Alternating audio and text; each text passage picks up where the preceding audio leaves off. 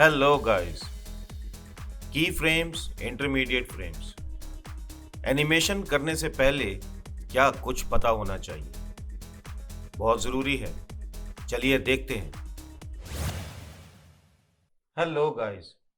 पहले तो मैं आप लोगों से अपोलोजाइज करता हूं कि मैं थोड़ा सा लेट हो गया हूं, क्योंकि उसकी वजह यह है कि मेरी तबीयत ठीक नहीं थी और मैं ट्यूटोरियल्स को टाइमली अपलोड नहीं कर पाया। लेकिन मैंने कोशिश की है कि इस मंडे को मैं ट्यूटोरियल को अपलोड करूं। दूसरी बात यह है कि मेरे पास काफ़ी कमेंट्स आए हैं कि ब्लेंडर का ट्यूटोरियल अपलोड करें, और हम वेट कर रहे हैं उसका।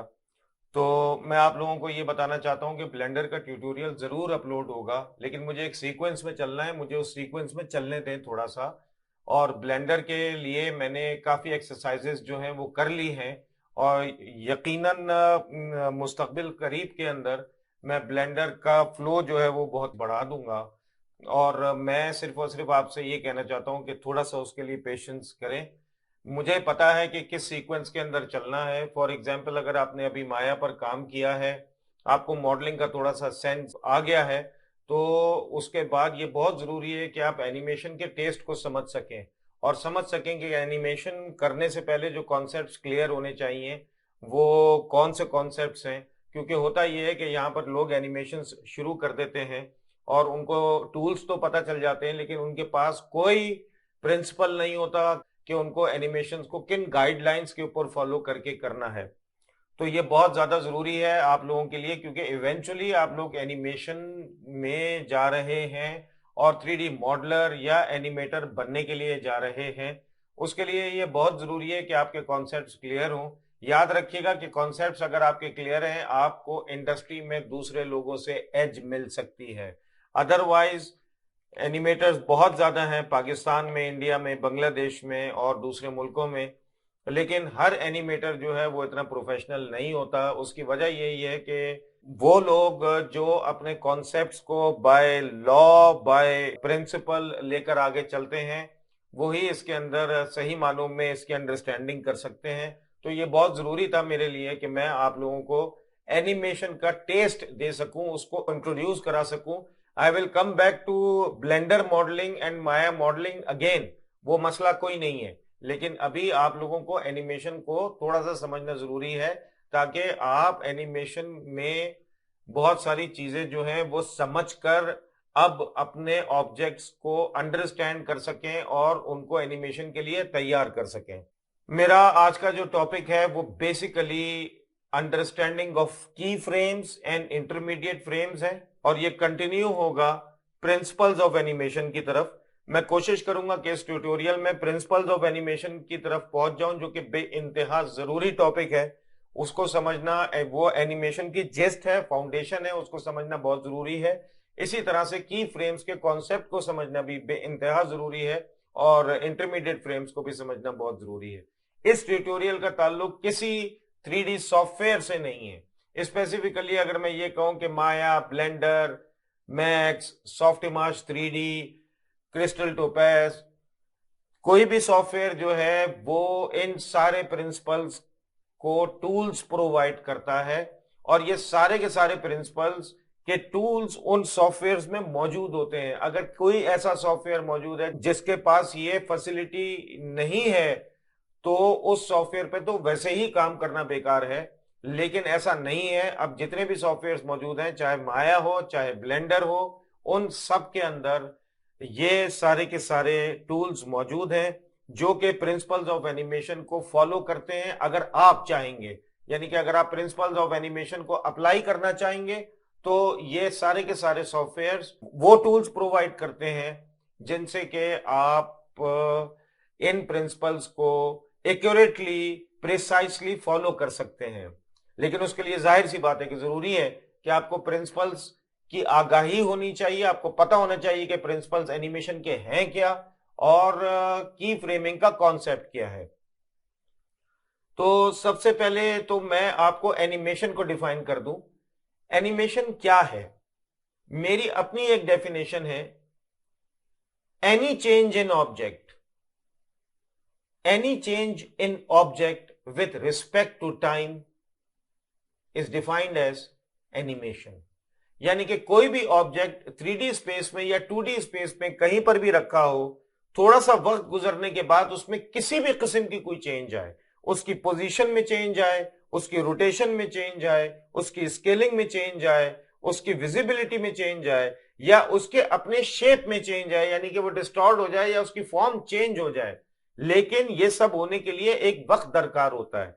तो जब भी मैंने आपसे कहा कि any change in object with respect to time, यानी कि वक्त के साथ चेंज आने को एनिमेशन कहते हैं। फॉर एग्जाम्पल, आप बैठे होते हैं और आप खड़े हो जाते हैं, तो जब आप बैठकर खड़े होते हैं तो होता क्या है कि एक वक्त लगता है बैठकर खड़े होने में, यानी कि एक पोज जो है आपका, हम यहां पर इसको पोज कहते हैं, वो बैठने का है और एक पोज आपका खड़े होने का है।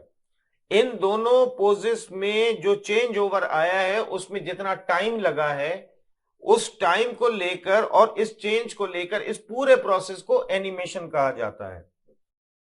यानी कि यह बात तय हो गई कि एक पोज यानी कि सिटिंग पोज से स्टैंडिंग पोज पर जाने के लिए आपको एक वक्त दरकार है। उस वक्त के बगैर आप एनिमेशन तसव्वुर भी नहीं कर सकते। यानी कि अगर मैं ये कहूं आपसे कि आप बैठे हुए थे और अब आप खड़े हुए हैं, तो आपको 1 सेकंड लगा है, तो ये बात समझ में आती है कि एक पोज सिटिंग पोज था और एक स्टैंडिंग पोज था। सिटिंग पोज से स्टैंडिंग पोज में आने के लिए आपको 1 सेकंड लगा, एंड दैट इज एनिमेशन। यानी कि आपकी फॉर्म चेंज हो गई, आपकी लोकेशन चेंज हो गई, आप रोटेट हो गए, आप स्केल हो गए और आपके अंदर चेंजेस आ गई। अगर ऑब्जेक्ट में कोई चेंज नहीं आ रही और वक्त गुजरता चला जा रहा है, इसका मतलब यह कि एनिमेशन नहीं हुई है। इसका मतलब यह हुआ कि वो ऑब्जेक्ट आइडल है, वो स्टे कर रहा है, वो एक जगह पर खड़ा हुआ है। और अगर वो बिल्कुल भी नहीं हिल रहा और वक्त गुजरता चला जा रहा है और उसके अंदर कोई चेंज नहीं आ रही, तो इसका मतलब एनिमेशन नहीं हुई है। तो एनिमेशन के लिए चेंज आना और टाइम, ये दोनों फैक्टर बहुत ज्यादा जरूरी हैं। यहां पर एक जो चीज सबसे ज्यादा इंपॉर्टेंट है, जो कि सारे सॉफ्टवेयर्स जो है वो उसको फॉलो करते हैं, वो की फ्रेम्स और इंटरमीडिएट फ्रेम्स का कॉन्सेप्ट है।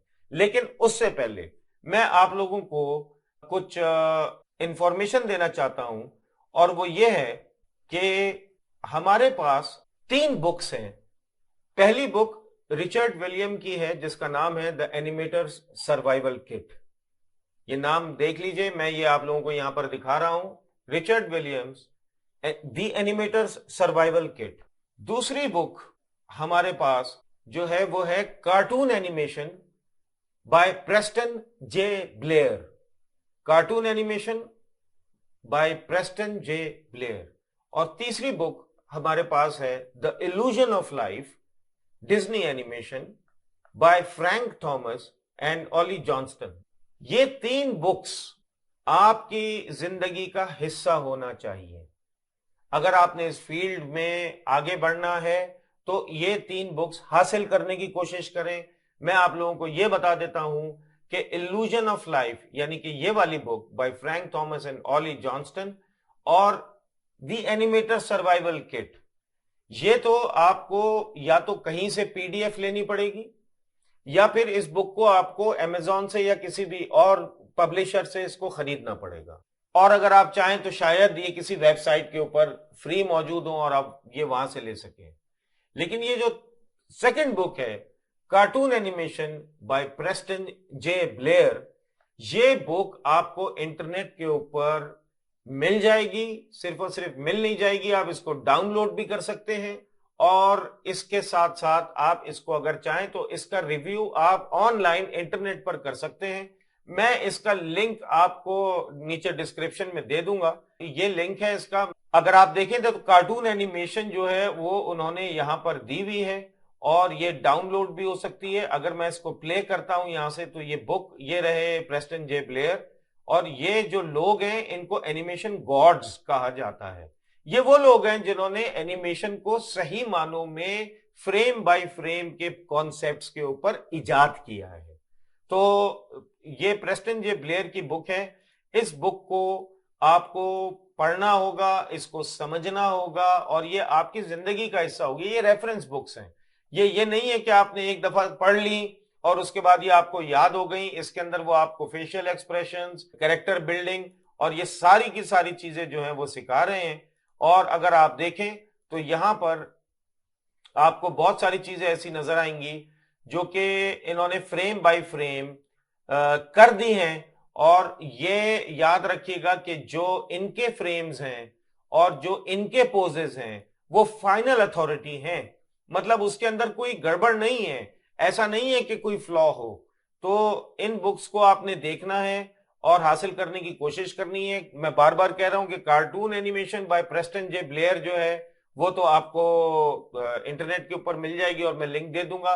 बाकी यहां पर मौजूद हैं हमारे पास द एनिमेटर सर्वाइवल किट और the illusion of life.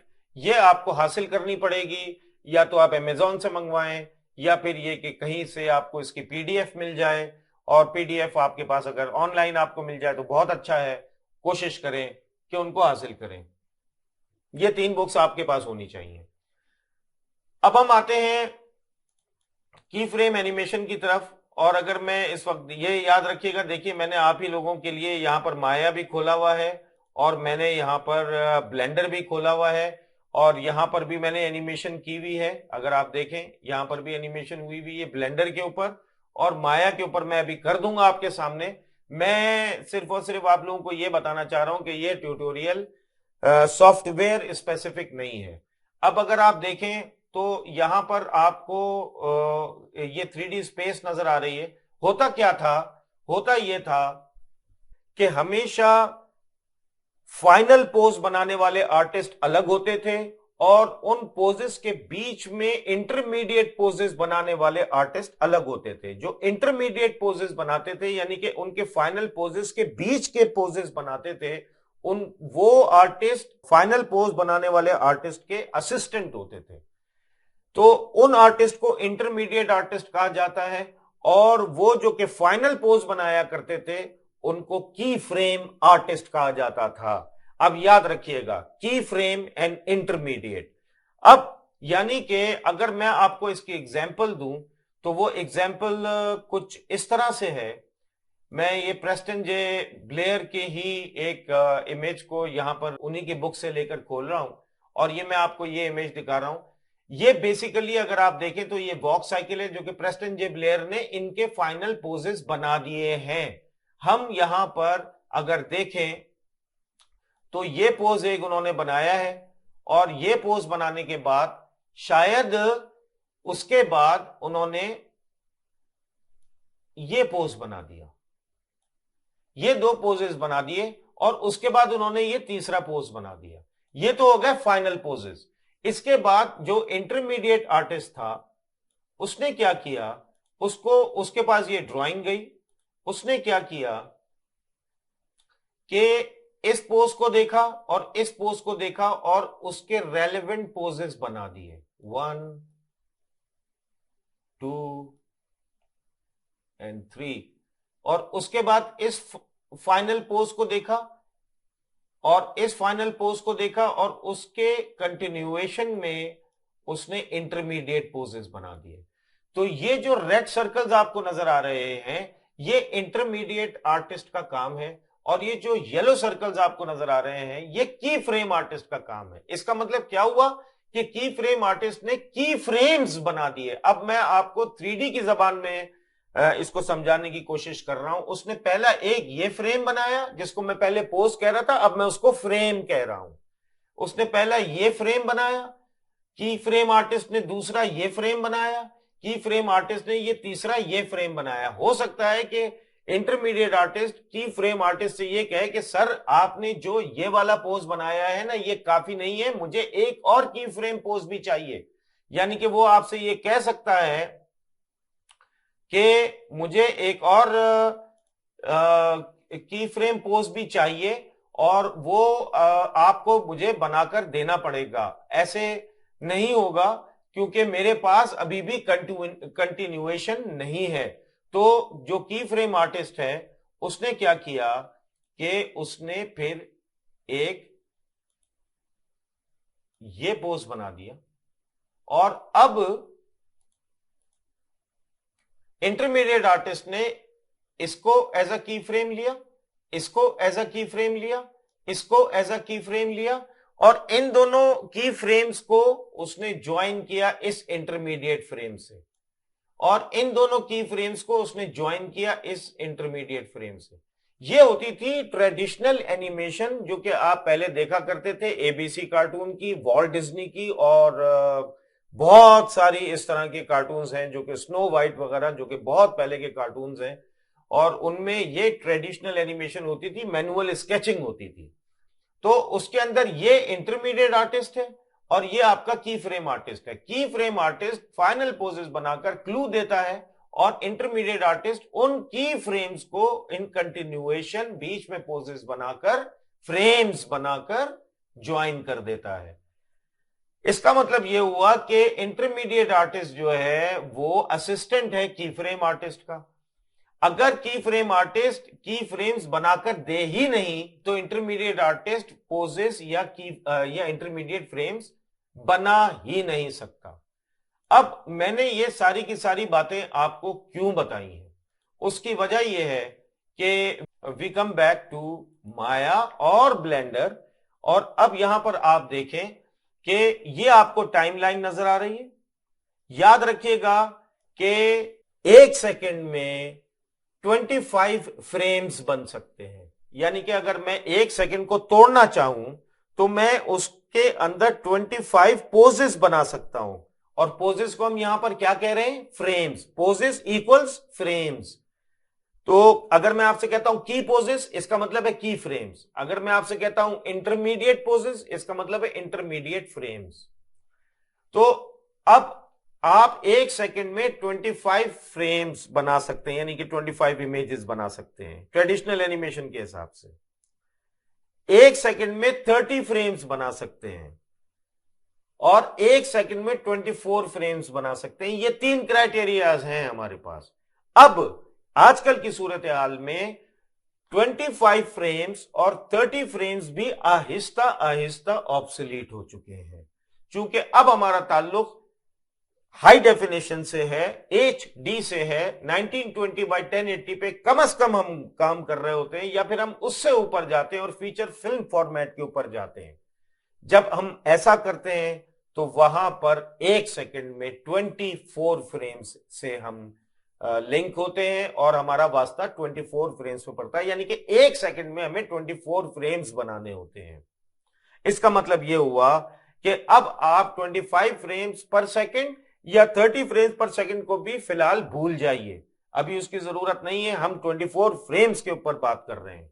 Maya, Blender, max या कोई भी 3D सॉफ्टवेयर जो है वो सेट होता है 24 फ्रेम्स या 25 फ्रेम्स या 30 फ्रेम्स पर।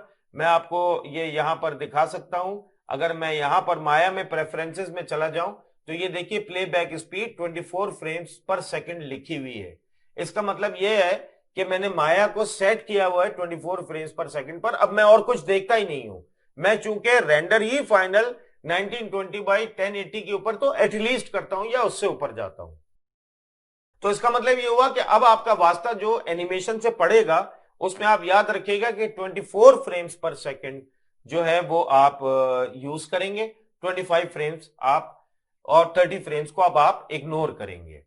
तो गाइज अब अगर आप देखें, मैं यहां पर एक स्फीयर क्रिएट करता हूं और उस स्फीयर को क्रिएट करने के बाद मैं इसका कॉन्ट्रास्ट थोड़ा सा चेंज कर देता हूं, और अब आप देखिए मैं इस स्फीयर को लेता हूं और यहां पर लाकर रख देता हूं किसी भी 3D स्पेस पर। 3D स्पेस में किसी भी लोकेशन के ऊपर मैंने रख दिया। फॉर एग्जांपल यहां पर ट्रांसलेट एक्स इस वक्त -11 हुआ है, मैं इसको -10 कर देता हूं ताकि इंटीजर वैल्यू आ जाए, और मैं इस स्फीयर को यहां पर रख देता हूं।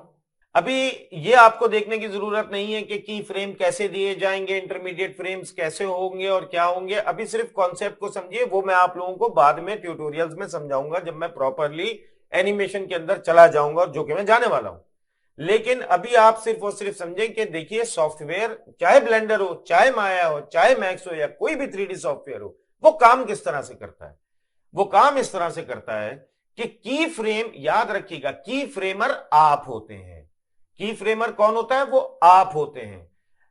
जो सॉफ्टवेयर है, चाहे वो ब्लेंडर हो, चाहे माया हो, या कोई भी सॉफ्टवेयर, वो आपका असिस्टेंट होता है। आप की फ्रेम्स बनाते हैं और सॉफ्टवेयर उसके इंटरमीडिएट फ्रेम्स बना देता है। उन की फ्रेम्स की कंटिन्यूएशन बनाने के लिए बीच में इंटरमीडिएट फ्रेम्स बना देता है, जिसको हम इंटरपोलेशन भी कहते हैं, और वो उसको कैलकुलेट कर लेता है। यही फायदा है 3D सॉफ्टवेयर्स का। अब आपको इंटरमीडिएट फ्रेम्स बनाने नहीं पड़ते, हाँ ट्विकिंग करनी पड़ती है, ट्विकिंग तो आप करेंगे उसके अंदर। इंटरमीडिएट फ्रेम्स के अंदर भी कोई प्रॉब्लम हो सकती है, उसको आप बाद में सेट भी कर सकते हैं, कोई भी 3D सॉफ्टवेयर आपको इसकी इजाजत देगा। लेकिन यहां पर आपका इंटरमीडिएट यानी कि असिस्टेंट आर्टिस्ट जो है वो आपका 3D सॉफ्टवेयर होता है। मैं ना माया का नाम ले रहा हूं, ना ब्लेंडर का, ना किसी का ले रहा हूं। ये ट्यूटोरियल आप सबके लिए है। तो ये याद रखिएगा कि यहां पर जो टाइमलाइन आपको नजर आ रही है, ये बेसिकली जो मैं यहां पर इस वक्त मूव कर रहा हूं, ये नंबर ऑफ फ्रेम्स है। और मैंने आपको बताया कि मैंने चूंकि माया को सेट किया हुआ 24 फ्रेम्स पर सेकंड पर, तो इसका मतलब यह हुआ कि फ्रेम नंबर 1 2 3 4 5 6 7 8, अगर मैं ये यहां से 24 के ऊपर चला जाऊं तो इसका मतलब क्या हुआ, 1 सेकंड हो गया। और अगर मैं 48 के ऊपर चला जाऊं तो 2 सेकंड। इसी तरह से मैं 24 का मल्टीपल लेता चला जाऊंगा, मेरे सेकंड्स सेट होते चले जाएंगे। याद रखिएगा कि टाइमलाइन हमेशा फ्रेम्स में होती है, उसको सेकंड में करने की कोई जरूरत नहीं है। हमें कोई स्मार्ट नहीं बनना है, चूंकि टाइमलाइन चूंकि सेकंड में होती है, हम फ्रेम्स के थ्रू सेकंड्स को कैलकुलेट कर लेंगे, लेकिन फ्रेम्स को चेंज नहीं करेंगे, क्योंकि एनिमेशन फ्रेम्स में हो रही होती है, वो सेकंड्स में नहीं हो रही होती। तो अब आप देखें कि ये आपका स्फीयर मौजूद है, ये 3D स्पेस में इस वक्त किसी भी लोकेशन पर मौजूद है। फॉर एग्जांपल ट्रांसलेट एक्स इस वक्त -10 हुआ है, ट्रांसलेट वाई 0 है, ट्रांसलेट जेड भी 0 है, ना ये रोटेट हुआ हुआ ना कुछ हुआ हुआ है। लेकिन फॉर एग्जांपल मैं यहां पर की फ्रेम ऐड कर देता हूं। देखिए जितने भी 3D सॉफ्टवेयर्स हैं वो आपके की फ्रेम को स्टोर कर लेंगे एक कमांड देने से। फॉर एग्जांपल माया में एस और ब्लेंडर में वो कमांड आई कहलाती है, लेकिन मैं अभी उसकी डेप्थ में नहीं जा रहा हूं, उसके ट्यूटोरियल्स अलग होंगे। लेकिन मैं आपको सिर्फ ये बता रहा हूं कि देखिए मैंने की फ्रेम स्टोर कर लिया और अब सॉफ्टवेयर को ये पता चल गया कि ये इसका की फ्रेम है। अच्छा, इसने ये की फ्रेम दिया है, देखिए ये रेड मार्क जो आपको नजर आ रहा है ना, ये वो की फ्रेम है, और यही रेड मार्क आपको ब्लेंडर में भी नजर आएगा। अगर मैं इस वक्त ब्लेंडर में चला जाऊं, मैं टाइम लाइन के ऊपर आ जाता हूं, तो ये देखिए यहां पर ये मार्क जो है वो डायमंड शेप की सूरत में है। ये जितने भी आपको मार्क्स नजर आ रहे हैं ये की फ्रेम्स हैं जो कि मैंने दिए हैं, मैं हूं की फ्रेम आर्टिस्ट यहां पर। और अगर मैं माया के ऊपर चला जाऊं तो यहां पर ये रेड जो आपको वर्टिकल लाइन नजर आ रही है ये की फ्रेम है, ये मैंने दिया है क्योंकि मैं हूं की फ्रेम आर्टिस्ट। उसके बाद मैंने क्या किया कि टाइम को चेंज किया। टाइम को चेंज करने ये कॉन्सेप्ट होता है। टाइम को चेंज करने के बाद अब मैंने ऑब्जेक्ट के अंदर चेंज लेकर आया मैं, यानी कि मैं इस ऑब्जेक्ट को इसकी पोजीशन चेंज कर दी, या इसको रोटेट कर दिया, या इसको स्केल कर दिया, या मैंने इसके साथ कुछ भी कर दिया। फॉर एग्जांपल ये करने के बाद मैंने इसको स्केल भी कर दिया, ये करने के बाद मैंने इसको ऐसे रोटेट भी कर दिया। तो देखिए इसके अंदर मैं चेंज लेकर आ गया हूं। तो देखिए जैसे ही मैंने ये किया उसने एक और रेड मार्क दे दिया। उसने कहा अच्छा एक की फ्रेम तुम्हारा ये है और एक की फ्रेम तुम्हारा ये है। अच्छा, तो अब सॉफ्टवेयर क्या करेगा? सॉफ्टवेयर ये करेगा कि आपने तो सिर्फ एक ये की फ्रेम दिया और आपने एक ये की फ्रेम दिया। सॉफ्टवेयर ये करेगा कि इसके दरमियान लीनियर, बिल्कुल लीनियर वे में स्ट्रेट लाइन के अंदर इंटरमीडिएट फ्रेम्स इक्वली डिस्ट्रीब्यूट कर देगा और लाकर आपके की फ्रेम पर वो कंटिन्यूएशन में बिल्कुल स्मूथनेस के साथ छोड़ देगा। ये देखिए ये जितने की इंटरमीडिएट फ्रेम्स हैं ये कौन बना रहा है? ये सॉफ्टवेयर बना रहा है, चाहे वो ब्लेंडर हो, चाहे माया हो, चाहे मैक्स हो। ये वो सारे सॉफ्टवेयर्स हैं जो कि ये की फ्रेम्स बना रहे हैं। आपके जो की फ्रेम्स हैं वो इतने सॉलिड होने चाहिए, उनके पोजेस इतने अच्छे होने चाहिए कि जो 3D सॉफ्टवेयर है वो जब उसके ऊपर काम करें तो उसको वो चूंकि वो उसको मिनिमम डिस्टेंस के ऊपर लेकर जाएगा, ये याद रखिएगा। अब मैं अगर इसको प्ले करता हूं तो ये देखिए ये प्ले हो रहा है। मैं फ्रेम 1 से लेके फ्रेम 24 तक मैंने इसको एनिमेट किया। बीच के सारे फ्रेम्स किसने बनाए? बीच के सारे फ्रेम्स इस वक्त 3D सॉफ्टवेयर ने बनाए और बिल्कुल लीनियर बनाए और बिल्कुल कंटिन्यूएशन में अगर आप देखें तो बिल्कुल स्मूथ है। तो ये तरीका है 3D सॉफ्टवेयर का। आप इसी चीज को अगर चाहें तो ब्लेंडर में देख लें। मैं यहां पर प्ले करता हूं, ये देखिए, ये मैंने किया प्ले, और आप देखें कि उसको बताया गया कि तुमने करना ये है, इससे घबराने की जरूरत नहीं है अभी ग्राफ एडिटर वगैरह से। लेकिन आप ये देखें कि उसको जो है ना, मैं टाइमलाइन पे दोबारा आ जाता हूं, वो ज्यादा कंफ्यूजिंग हो जाता आपके लिए, कि इस फ्रेम के ऊपर ये पोजीशन रखी हुई थी, इस फ्रेम के ऊपर ये पोजीशन रखी हुई थी। ये हमने ब्लेंडर को बताया कि टाइम 1 के ऊपर इस बॉक्स ने यहां होना है, फिर एक की फ्रेम दिया टाइम 12 के ऊपर इस बॉक्स ने यहां होना है, फिर एक की फ्रेम दिया कि टाइम 24 के ऊपर इस बॉक्स ने यहां होना है। ब्लेंडर ने क्या किया, 1 से लेके 12 के बीच ये तो उसने की फ्रेम रिकॉर्ड कर लिए। ये प्रोसेस माया में भी मौजूद है, ब्लेंडर में भी मौजूद है, मैक्स में भी है, सॉफ्टमार्च में भी है, सिनेमा 4D में भी है। जितने 3D सॉफ्टवेयर हैं, एनिमेशन एंड मॉडलिंग सॉफ्टवेयर, सब में ये स्टोरिंग ऑफ की फ्रेम और इंटरमीडिएट फ्रेम्स बनाने के टूल्स मौजूद हैं। तो उसने क्या किया कि पहले फ्रेम के ऊपर आपने की फ्रेम दिया था, फिर आपने 12th फ्रेम के ऊपर की फ्रेम दिया था, आपने 24th फ्रेम के ऊपर की फ्रेम दिया था। उसने 1 to 12 के बीच में देखिए कितना स्मूथ उसने जो है वो ट्रांजिशन की है। 2, 3, 4, 5, 6, 7, 8, 9, 10 और 11 फ्रेम उसने खुद बनाए। 12 पर आपके की फ्रेम पर गया, 13, 14, 15, 16, 17, 18, 19, 20, 21, 22, 23 उसने खुद फ्रेम्स बनाए, और 24 फ्रेम पर आपके की फ्रेम पर पहुंच गया वो, और उसने ये स्मूथ ट्रांजिशन दे दी। अगर मैं इसको प्ले करूं तो ये देखिए ये प्ले हो रहा है, और ये एक स्मूथ ट्रांजिशन है।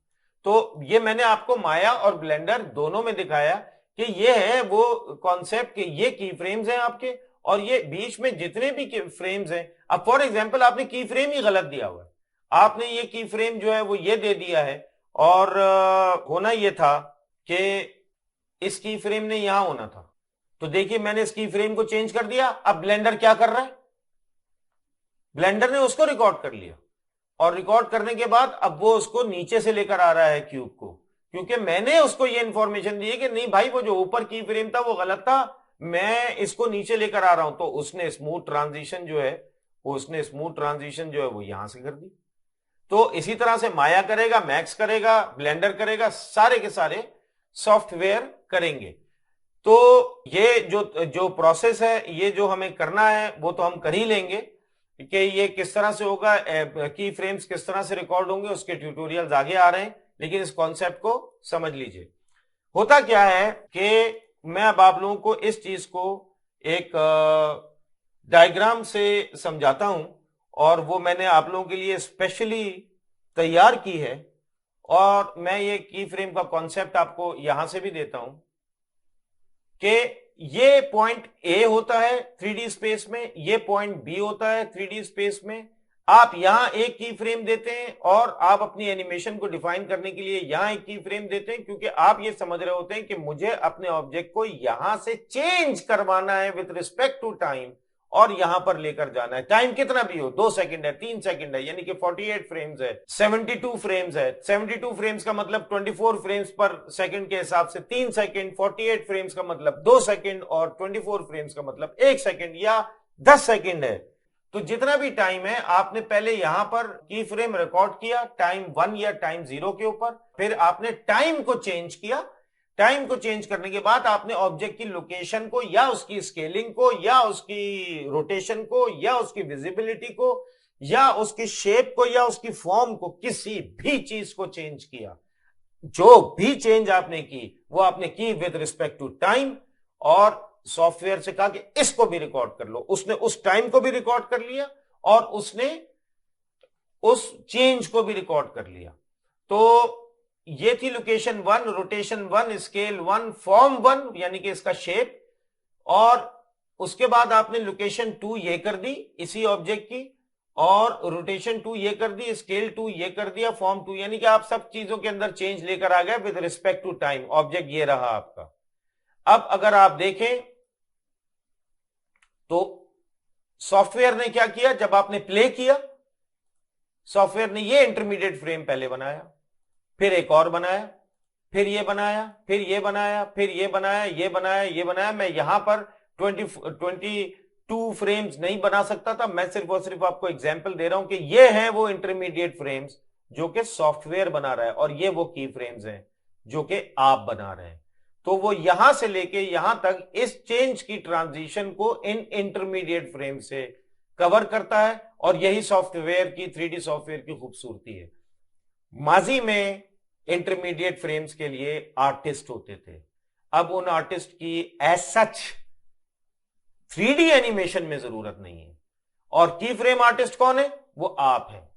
तो मैं ये नहीं कह रहा कि आप वो स्केचेस बना रहे हैं जैसे कि प्रेस्टन जे ब्लेयर ने बनाए, वो ट्रेडिशनल एनिमेशन है और वो कैरेक्टर एनिमेशन है। हम कैरेक्टर एनिमेशन की तरफ जाएंगे, मैं अभी एक्सटेंसिव मॉडलिंग की तरफ जाऊंगा तो आपको पता चलेगा कि आप कैरेक्टर भी क्रिएट कर सकते हैं, और उसके अंदर हम की फ्रेमिंग करेंगे, उसके अंदर सॉफ्टवेयर आपको इंटरमीडिएट फ्रेम बना कर देगा, और इस तरह से आपकी कैरेक्टर एनिमेशन जो है वो होगी।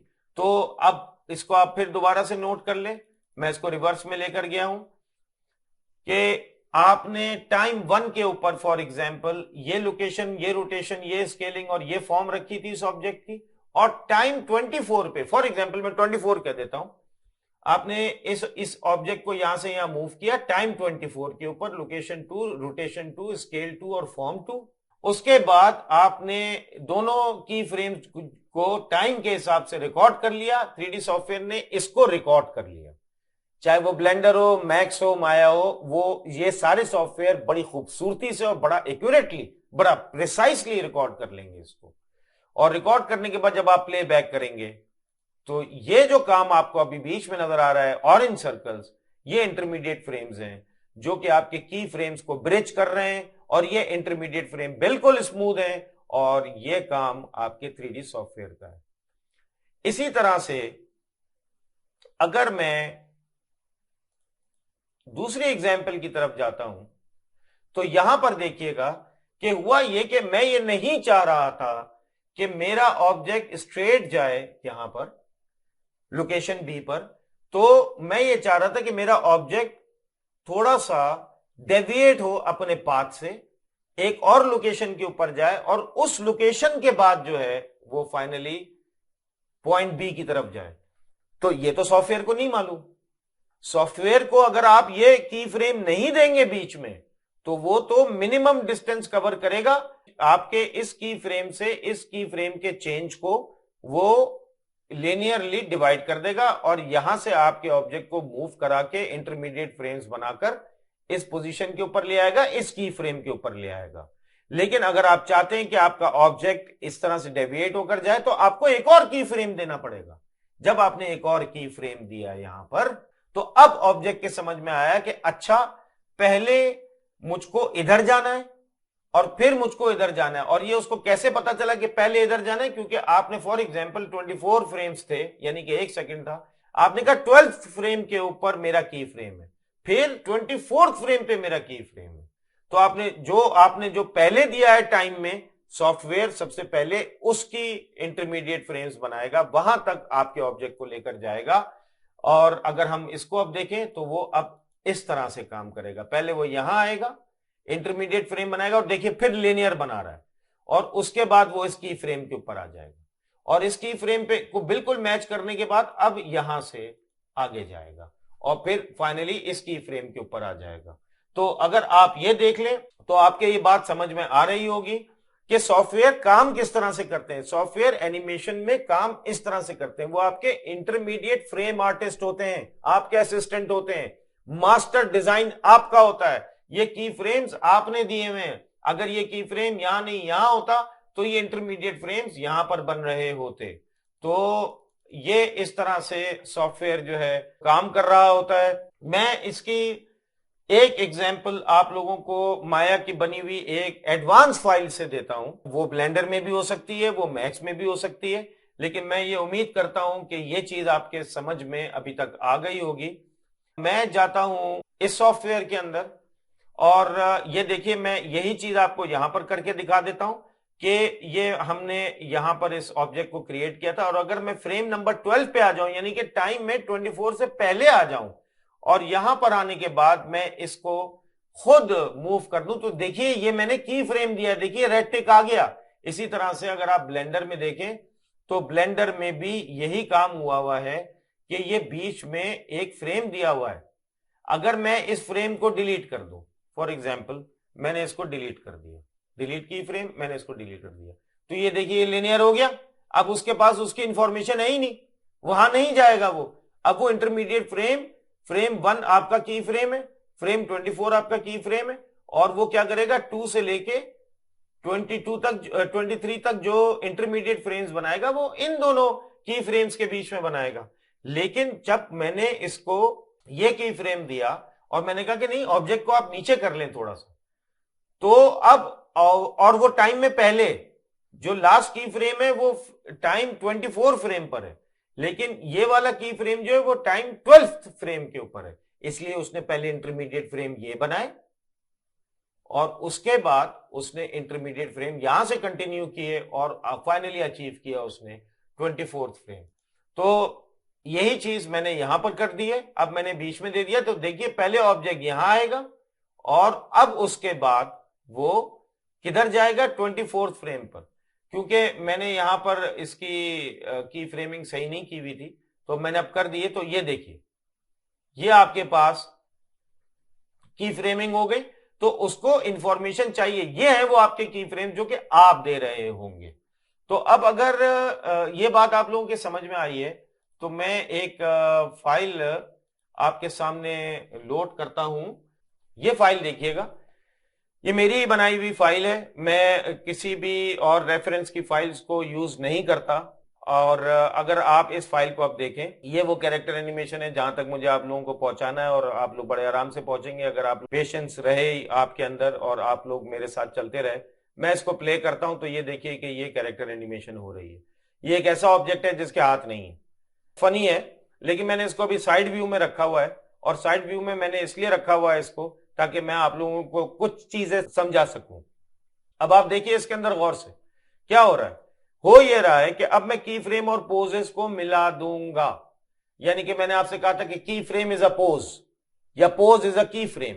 प्रेस्टन जे ब्लेयर के पॉइंट ऑफ व्यू से भी अगर आप देख लें तो देखिए ये सारी की सारी, मैं आर्टिस्ट नहीं हूं, मैं आप लोगों को अभी बता देता हूं मैं आर्टिस्ट नहीं हूं, लेकिन मैंने ये कैरेक्टर एनिमेशन कर ली है इसके अंदर। और ये तो बहुत पुरानी कैरेक्टर एनिमेशन है, मैं पता नहीं क्या कुछ कर चुका हूं, क्योंकि मुझे सॉफ्टवेयर ने ऐसे टूल्स प्रोवाइड किए और फिर मेरे कॉन्सेप्ट्स बिल्कुल क्लियर हैं। मैं ये समझता हूं, मैं ये नहीं कह रहा कि मैं इस दुनिया के अंदर सबसे ज्यादा अच्छे कॉन्सेप्ट्स रखने वाला आदमी हूं, लेकिन मैंने अपने पहले कॉन्सेप्ट्स को क्लियर किया और क्लियर करने के बाद मैंने कैरेक्टर एनिमेशन को समझा और उसके बाद जनाब मैंने इसके ऊपर काम करना शुरू किया, टूल से आगाही की और टूल्स के साथ काम करना शुरू किया। अब अगर आप देखें तो इस चीज को नोट कीजिएगा, मैं ये यहां पर क्रिएट कर रहा हूं।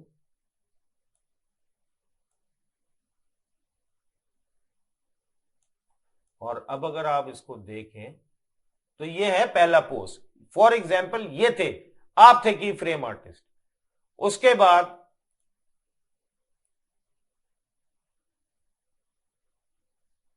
गालिबन अगर देखा जाए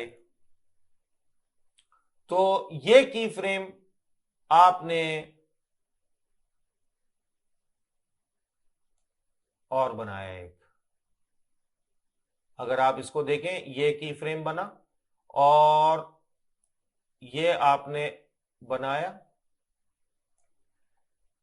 उसके बाद ये की फ्रेम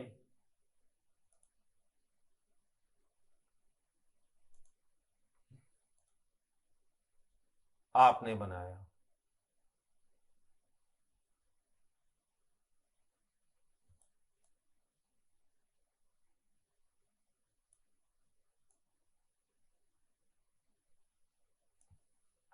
ये 3 की फ्रेम्स आपने बनाए, ये 3 की फ्रेम्स आपने बनाए। माया ने क्या किया या ब्लेंडर ने क्या किया या मैक्स ने क्या किया, इस की फ्रेम से इस की फ्रेम पर आने के बीच में ये जितने की फ्रेम्स हैं ये सारे के सारा 3D सॉफ्टवेयर बना रहा है। इसमें ट्विकिंग करनी पड़ती है, ऐसा नहीं है कि ट्विकिंग नहीं करनी पड़ेगी, लेकिन वो लिनियरली इस की फ्रेम से इस की फ्रेम तक लेकर पहुंच गया। यहां पर इंटरमीडिएट आर्टिस्ट की जरूरत थी, वो इंटरमीडिएट आर्टिस्ट अब यहां मौजूद नहीं है। वो इंटरमीडिएट आर्टिस्ट आपका 3D सॉफ्टवेयर है, चाहे वो माया हो, चाहे ब्लेंडर हो, चाहे मैक्स हो, या कोई भी हो। मैं बार बार इन सॉफ्टवेयर के नाम इसलिए ले रहा हूं क्योंकि आप लोग ये समझते हैं कि शायद ब्लेंडर में अलग तरीके से एनिमेशन होती है, उसमें कॉन्सेप्ट अलग है, और माया में अलग तरीके से एनिमेशन होती है, और मैक्स में अलग तरीके से एनिमेशन होती है, उनके कॉन्सेप्ट अलग है। ऐसा बिल्कुल नहीं है। कॉन्सेप्ट सारे सॉफ्टवेयर्स के लिए सेम है, कॉन्सेप्ट कभी चेंज नहीं होते।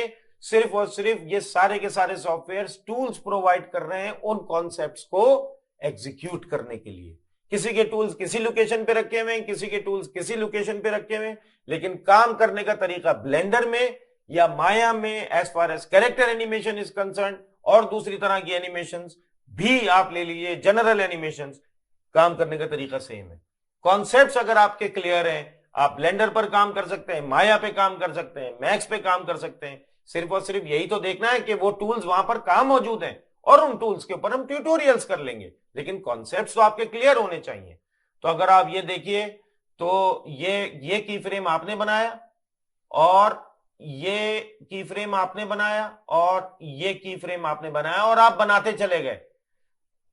सॉफ्टवेयर क्या कर रहा है कि इस की फ्रेम से इस की फ्रेम पे आने के लिए ये जो इंटरमीडिएट फ्रेम्स हैं यहां से शुरू होते हैं 1 2।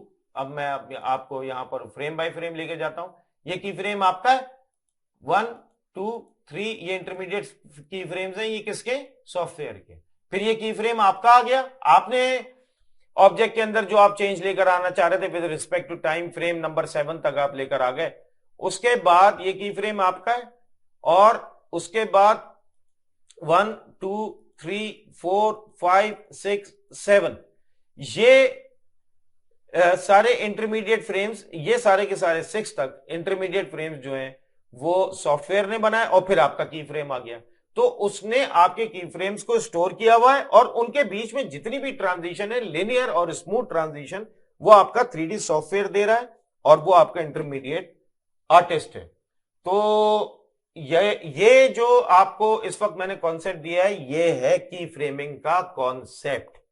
इसके बाद हम फौरन स्विच करेंगे, और मेरा ख्याल है कि हम नेक्स्ट ट्यूटोरियल में ही स्विच करेंगे, और वो ट्यूटोरियल हमारा प्रिंसिपल्स ऑफ एनिमेशन पे है, जो कि मैं आप लोगों को अभी इंट्रोड्यूस नहीं करवा पाऊंगा, लेकिन मैं आप लोगों को उनके नाम आप लोगों को बता देता हूं, जो कि बहुत ज्यादा जरूरी है कि आप लोगों को पता हो कि प्रिंसिपल्स ऑफ एनिमेशन में हमारे पास squash and stretch, timing and spacing, anticipation, staging, follow through and overlapping, straight ahead and pose to pose, slow in and slow out, arcs, exaggeration, secondary action, solid drawing, appeal, ये हमारे पास 12 principles हैं animation के। कुछ animation studios इन principles को 15 principles तक ले गए हैं, लेकिन मैंने देखा ये है कि एक्चुअली 12 ही हैं, और वो जो 3 या 4 उन्होंने इसके प्रिंसिपल्स बढ़ाए हैं, वो इन्हीं प्रिंसिपल्स के डेरिवेटिव्स हैं। अगर आप इन प्रिंसिपल्स को समझ गए, मैं आप लोगों को यकीन दिलाता हूं एनिमेशन तो आप लोगों के टिप्स पे होगी, और यही मेरा गोल है। लेकिन इन प्रिंसिपल्स को मुझे हर हाल में आप लोगों को समझाना है। अब चाहे ब्लेंडर हो, चाहे माया हो, चाहे मैक्स हो, मेरा स्टूडेंट किसी भी सॉफ्टवेयर के ऊपर काम करे और उसको प्रिंसिपल्स ऑफ एनिमेशन आते हो, तो वो सबसे एज लेगा। इसके लिए यह जरूरी है कि आप इन प्रिंसिपल्स को अज बर पी जाएं, घोल के पी जाएं इनको। ये बहुत जरूरी है। ये ऐसे याद होने चाहिए आपको, और हर मोमेंट के ऊपर ऐसे याद होने चाहिए जब आप अपनी एनिमेशन कर रहे हो। चाहे सिंपल बॉक्स को एनिमेट कर रहे हो, चाहे 2 लेगेड कैरेक्टर को एनिमेट कर रहे हो, चाहे 4 लेगेड कैरेक्टर को एनिमेट कर रहे हो, चाहे कुछ भी कर रहे हो, किसी भी तरह की एनिमेशन हो, अगर ये प्रिंसिपल्स ऑफ एनिमेशन आपके जहन में है और आप इनको फॉलो कर रहे हैं, आप यकीन कीजिए आपकी एनिमेशन में वो एज होगी जो कि एक आम काम करने वाले के वहमो गुमान में भी नहीं हो सकती, अगर उसने प्रिंसिपल्स ऑफ एनिमेशन के ऊपर काम नहीं किया है। तो प्लीज इन चीजों को इजी नहीं लीजिएगा, फॉर ग्रांटेड मत लीजिएगा। मैं एनिमेशन की तरफ जा रहा हूं, जो कि मैं माया पर शुरू करा दूंगा। और मैं नेक्स्ट ट्यूटोरियल लेकर आ रहा हूं प्रिंसिपल्स ऑफ एनिमेशन पे, जो कि मैं फौरन लेकर आ रहा हूं। ये आपका जो अपलोड हुआ है ट्यूटोरियल की फ्रेम्स, कॉन्सेप्ट्स ऑफ की फ्रेम्स के ऊपर, इस कॉन्सेप्ट ऑफ की फ्रेम्स के 2 या 3 दिन के बाद मैं प्रिंसिपल्स ऑफ एनिमेशन की तरफ जा रहा हूं।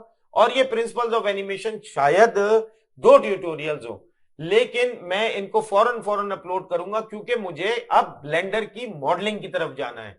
तो ब्लेंडर वाले इस बात से परेशान ना हो, ये ट्यूटोरियल दोनों माया, ब्लेंडर या किसी भी सॉफ्टवेयर पर काम करने वाले के लिए हैं, क्योंकि ये major and core concept of animation है। तो इसके लिए परेशान मत होइएगा। ये सीरीज मुझे छोटी सी है, इसको अगर मैं ट्यूटोरियल्स में तोड़ दूं तो छोटी सी है, अदरवाइज अगर मैं इसका एक ट्यूटोरियल बनाऊं तो 4 से 5 घंटे का ट्यूटोरियल बनेगा, which is not possible for me. तो ये जरूरी है कि पहले आप इन सब चीजों को अभी इस ट्यूटोरियल में की फ्रेम्स के कॉन्सेप्ट को समझें। नहीं समझ में आए, कमेंट्स में मुझसे सवाल करें। एनिमेशंस को देखें यूट्यूब के ऊपर और मुख्तलिफ और मूवीज के अंदर और क्लिप्स के अंदर, और की फ्रेम्स को समझने की कोशिश करें जिस तरह से मैं आपसे कह रहा हूं, और इसको याद कर लें। मतलब आपको ये पता होना चाहिए कि भाई की फ्रेम्स एक चीज होती है और एक इंटरमीडिएट फ्रेम्स होते हैं, और अब आप की फ्रेमर हैं और आपका सॉफ्टवेयर इंटरमीडिएट आर्टिस्ट है, इंटरमीडिएट फ्रेमर है। तो आप लोगों से इस प्रिंसिपल्स ऑफ एनिमेशन के साथ फिर मुलाकात होती है, and please try to watch my tutorial. आप लोग मेरे ट्यूटोरियल्स नहीं देख रहे हैं, मुझे मैं बहुत सरप्राइज हूं, क्योंकि मैंने एक एक इमेज यहां पर जो है वो खुद बनाई है, आप लोगों को समझाने की कोशिश की है। और अब मैं जब आपको स्क्वॉश एंड स्ट्रेच और टाइमिंग एंड स्पेसिंग समझाऊंगा, तो आप लोग देखिएगा कि मेहनत मैंने आप लोगों को समझाने के लिए मैंने उसके अंदर क्या कुछ किया है, कितनी फाइल्स को मैंने क्रिएट किया है, और मैंने उन पर कितनी मेहनत की है, सिर्फ इसलिए कि आपके कॉन्सेप्ट्स क्लियर हो जाएं। अब वक्त आ गया है कि आप मुझसे सवाल करेंगे अगर आपके कॉन्सेप्ट्स क्लियर ना हो। तो प्लीज स्टे ट्यून्ड, और याद रखिएगा कि हम जल्द ही प्रिंसिपल्स ऑफ एनिमेशन की तरफ जा रहे हैं। प्रिंसिपल्स ऑफ एनिमेशन के फौरन बाद हम ब्लेंडर के कोर मॉडलिंग ट्यूटोरियल की तरफ जा रहे हैं। मैं एकदम से ब्लेंडर को जो है वो आपके सामने एक्सप्लोर करके रख दूंगा, इसलिए परेशान होने की जरूरत नहीं है। कोई टाइम जाया नहीं हो रहा, हम पेस में किसी वक्त भी बहुत तेज हो सकते हैं, और वो हो रहे हैं। अपना ख्याल रखिएगा, इस ट्यूटोरियल को गौर से देखिएगा, एक एक चीज समझने की, इसको रिवाइज कीजिए, रिपीट कीजिए, कोई प्रॉब्लम नहीं है। तो गाइज, फिर आप लोगों से बहुत जल्द मुलाकात होती है। अपना ख्याल रखिएगा, टेक केयर।